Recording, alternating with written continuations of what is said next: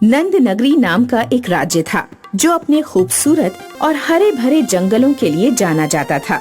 जंगल में अर्जुन नाम का एक बूढ़ा शिकारी अपनी बेटी तारा के साथ रहता था। तारा बेटी उठ जाओ, देखो कितनी अच्छी धूप खिली है, उठो और चाय पी लो। पिताजी, हमें नगर चलना चाहिए। एक एक करके हमारे सारे पड़ोसी नगर जा चुके हैं। मुझे यहाँ जंगल में रहना बिल्कुल पसंद नहीं। बेटी, नगर में रहने के लिए बहुत धन चाहिए। हमारे पास उतना धन नहीं है। अगर बिना धन के हम नगर में जाएंगे तो हमें वहाँ नौकर बनकर रहना पड़ेगा, और अब इस उम्र में मुझसे नौकरी नहीं हो सकती।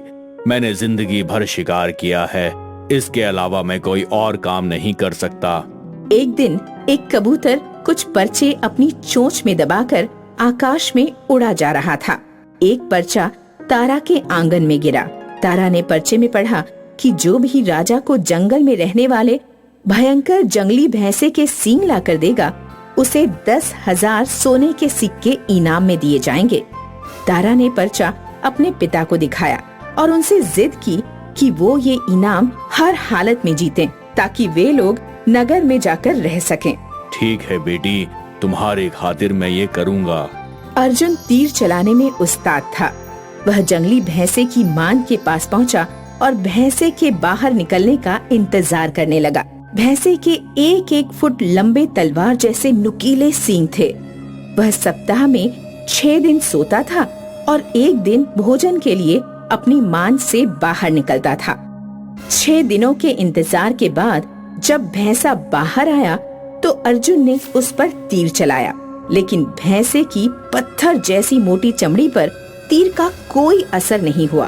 भैंसे की नजर अर्जुन पर पड़ गई और उसने अर्जुन पर हमला कर दिया। भैंसे ने अपने नुकीले सींगों से अर्जुन को उठाकर दूर फेंक दिया। तारा अपने पिता को बहुत मुश्किल से उठाकर घर लाई और चारपाई पर लिटाया। अर्जुन के पेट में गहरे घाव हो चुके थे। ये मैंने क्या कर दिया पिताजी? ये सब मेरी वजह से हुआ है। मुझे माफ कर देना बेटी, मैं उस भैंसे के सींग नहीं ला पाया। अब हमारा नगर जाने का सपना पूरा नहीं हो पाएगा। तारा कुछ दिन सोती रही, लेकिन फिर उसने निर्णय लिया कि वह खुद जाकर भैंसे का शिकार करेगी। अर्जुन ने तारा से खतरा मोल लेने के लिए मना किया, लेकिन तारा अपनी जिद पर अड़ी रही। ठीक है बेटी, अगर तुमने इतना दृढ़ निश्चय कर ही लिया है तो जाओ, मेरा आशीर्वाद तुम्हारे साथ है। तुम्हें तीर चलाना नहीं आता, इसलिए बुद्धि ही तुम्हारा असली हथियार है। तारा अपने पिता की शिक्षा याद रखकर भैंसे की मान की ओर चल पड़ी। भैंसा उस समय सो रहा था। तारा ने देखा कि भैंसे की मान के ठीक सामने एक चौड़ा पेड़ है। तारा ने पेड़ के चारों तरफ 1 फुट मोटी गोंद चिपका दी। जिस दिन भैंसा बाहर निकला, उसने देखा कि एक लड़की पेड़ के पास खड़ी हुई है। भैंसा पूरी ताकत से तारा के पेट में सींग भोंकने के लिए दौड़ा, लेकिन तारा उछलकर पेड़ की टहनी पर चढ़ गई और भैंसे के दोनों सींग पेड़ में जा गड़े। भैंसे ने अपनी सींगों को निकालने की बहुत कोशिश की, लेकिन असफल रहा। तारा ने तुरंत मौका देखकर भैंसे के पैर बांध दिए और एक कुल्हाड़ी से उसके दोनों सींग अलग कर दिए। तारा भैंसे के दोनों सींग लेकर राजा के पास पहुंची। राजा ने जब तारा की कहानी सुनी तो वे उसकी बहादुरी से बहुत खुश हुए। राजा ने तारा को 10,000 सोने के सिक्के तो दिए ही, साथ ही तारा के सामने अपने बेटे से विवाह करने का प्रस्ताव भी रखा। तुम्हारी जैसी बहादुर बहू हमें ढूंढने पर भी नहीं मिलेगी। अगर तुम मेरे बेटे से विवाह करोगी तो हमें बहुत खुशी होगी। मैं अपने पिताजी से पूछकर बताऊंगी। फिलहाल तो हम इन सोने के सिक्कों से नगर में एक घर लेने वाले हैं और तीर कमान बेचने का काम शुरू करने वाले हैं। आशापुर नाम का एक खूबसूरत गांव था, जहां के लोग सादा और खुशहाल जीवन बिताते थे। गांव में गीता और मीना नाम की 2 बहनें अपनी दादी के साथ रहती थीं। मीना, तुम अभी तक अपने सूट पर कढ़ाई करने में लगी हुई हो। दादी बाजार से वापस आती ही होंगी। अगर उसने पानी का घड़ा खाली देख लिया तो तुम्हारी बहुत पिटाई करेगी। जल्दी से जाकर घड़ा भर लाओ, मैं कपड़े धोने जा रही हूँ। गीता और मीना अपनी दादी से खौफ खाती थी, क्योंकि उनकी दादी बहुत गुस्सैल और चिड़चिड़ी थी। दादी हर सुबह और रात सोने से पहले मीना और गीता को 2-2 कोड़े लगाती थी। कभी कभी तो मीना और गीता को लगता था कि उन दोनों को अपनी दादी को छोड़कर भाग जाना चाहिए, लेकिन बेचारी जाती भी तो कहाँ जाती। गांव के लोग भी मीना और गीता की दादी के व्यवहार को लेकर बहुत आश्चर्यचकित थे। कोई भी दादी के अतीत के बारे में नहीं जानता था। बेटी, तुम्हारी दादी इस गांव की नहीं है, वे कहीं दूर से इस गांव में रहने आई थी। कोई नहीं जानता कि वो बचपन से ऐसी है या बाद में ऐसी हो गई।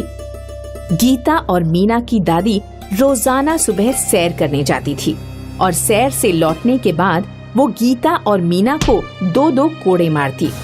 सोते से अचानक कोड़े पड़ते तो गीता और मीना की चीख निकल पड़ती और वो रो पड़ती। एक दिन आखिर गीता और मीना ने निश्चय किया कि वे दोनों घर छोड़कर चली जाएंगी। हम दादी का अत्याचार और नहीं सह सकते। हमारी पीठ पर जख्म भर नहीं पाते, तब तक दूसरे जख्म आ जाते हैं। ठीक कहा, इतनी निर्दयी दादी दुनिया में किसी की नहीं होगी। गीता और मीना घर छोड़कर भाग निकले। वे नदी पार करके दूसरे गांव जा रहे थे। सामने से एक नाव उनकी ही तरफ आ रही थी, जिसमें एक बुढ़िया बैठी हुई थी। अचानक नदी में बाढ़ आ गई। गीता और मीना की नाव पलट गई और सामने आ रही बुढ़िया की नाव भी पलट गई। गीता और मीना तो तैरकर पार जाने लगे, लेकिन बुढ़िया नदी में डूबने लगी। मीना, हमें उस औरत को बचाना चाहिए। दोनों बुढ़िया को बचाकर किनारे पर ले आए। शुक्रिया मेरी बच्चियों, मैं रुक्मिणी नाम की एक बुढ़िया को ढूंढने जा रही हूँ, जो अपनी पोतियों पर अत्याचार करती है। क्या तुम मुझे उस बुढ़िया के बारे में बता सकती हो? रुक्मिणी? रुक्मिणी हमारी दादी का नाम है और हम ही उनकी अभागी पोतियां हैं। दादी के अत्याचारों से तंग आकर हम घर छोड़कर भाग आए हैं। नहीं मेरी बच्चियों, तुम्हारी दादी अत्याचारी नहीं है, वो बेचारी मजबूर है। क्या आप हमारी दादी को जानती हैं? हाँ, मैं तुम्हारी दादी की बचपन की सहेली हूँ। मैं तुम्हें सारी बात बताती हूँ। जब से सृष्टि की रचना हुई है, तब से यहाँ प्रेम मौजूद है। प्रेम पाने के लिए कभी कभी व्यक्ति अंधा हो जाता है। तुम्हारी दादी जब जवान थी तो रजनीश नाम का एक लड़का उससे प्यार करता था। रजनीश के पिता एक तांत्रिक थे और जादू टोना जानते थे। रजनीश भी बचपन से ही तंत्र मंत्र की विद्या में पारंगत था। रजनीश तो तुम्हारी दादी से प्यार करता था, लेकिन तुम्हारी दादी रजनीश से प्यार नहीं करती थी। वो तुम्हारे दादा यानी जय सिंह से प्यार करती थी। जब तुम्हारी दादी रुक्मिणी ने जय सिंह से शादी कर ली तो रजनीश गुस्से से पागल हो गया। रुक्मिणी से मैं प्यार करता था, उसका प्रेम सिर्फ और सिर्फ मुझे मिलना चाहिए था। रुक्मिणी ने जय सिंह से शादी करके बहुत बड़ी गलती कर दी। अब मैं उन दोनों का जीना मुश्किल कर दूंगा। रुक्मिणी और जय सिंह तांत्रिक रजनीश के डर से गांव छोड़कर भाग गए। वे काफी दिन जगह जगह भटकते रहे। फिर उन्होंने भीमगंज नाम के एक गांव में पनाह ली। कई साल बीत गए। रुक्मिणी और जय सिंह का एक बच्चा भी हो गया, यानी तुम्हारे पापा का जन्म हो गया था। लेकिन रजनीश ने तुम्हारी दादी का पीछा नहीं छोड़ा। रुक्मिणी और जय सिंह ने कई गांव बदले और तुम्हारे पिता को लेकर इधर उधर भटकते रहे। जब तुम्हारे पिता थोड़े होशियार हो गए तो जल्दी ही उनकी शादी कर दी गई और फिर तुम दोनों का जन्म हो गया। रुक्मिणी और जय सिंह ने सोचा कि शायद रजनीश अब तक मर गया हो, इसलिए एक बार वे अपने गांव वापस घूमने गए। तभी रजनीश ने अपने आदमियों के साथ उन्हें पकड़ लिया। इतने वर्षों बाद आज तुम मेरे हाथ आ पाई हो रुक्मिणी, लेकिन तुम चिंता मत करो, मैं कुछ नहीं करूंगा। सिर्फ तुमसे तुम्हारा प्यार छीन लूंगा। जैसे मुझे तुम्हारा प्यार नहीं मिल पाया, वैसे तुम्हें भी किसी का प्यार नहीं मिल पाएगा। मैं तुम्हारे पति और तुम्हारे बेटे बहू को अपनी कैद में रखूंगा। तुम अपनी दोनों पोतियों को ले जाकर पाल सकती हो। मैंने एक आत्मा को तुम्हारे पीछे लगा दिया है, जो दिन रात तुम्हारी निगरानी करेगी। तुम इन दोनों लड़कियों को सुबह शाम कोड़े लगाओगी, फिर ये तुम्हें कभी प्यार नहीं देंगी। तुम्हें सिर्फ और सिर्फ नफरत मिलेगी। जिस दिन तुमने अपने पोतियों को कोड़े नहीं लगाए, उस दिन मैं तुम्हारे पति और तुम्हारी बेटी बहू की बलि चढ़ा दूंगा।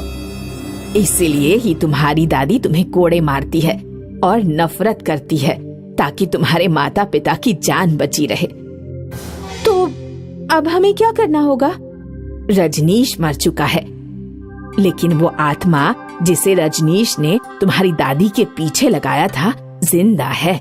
तुम्हारे माता पिता एक पिंजरे में कैद हैं, जिसमें कोई ताला नहीं लगा है। उस आत्मा को खत्म करने और पिंजरे को मिटाने का एक ही तरीका है, दक्षिण में स्थित काली नदी का पानी। उस नदी के किनारे एक दानव रहता है, जो तुमसे एक पहेली पूछेगा। अगर तुमने पहेली का सही जवाब दे दिया तो तुम नदी से काला पानी ले सकोगी। उस काले पानी को तुम्हें अपने मम्मी पापा के पिंजरे और अपनी दादी पर छिड़कना होगा। तब पिंजरा और वो आत्मा दोनों हमेशा के लिए गायब हो जाएंगे। गीता और मीना तुरंत ही दक्षिण की तरफ काली नदी का पानी लेने चल दिए।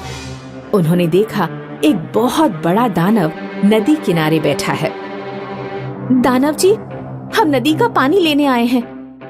पानी लेने के लिए तुम्हें मेरी एक पहेली का जवाब देना होगा।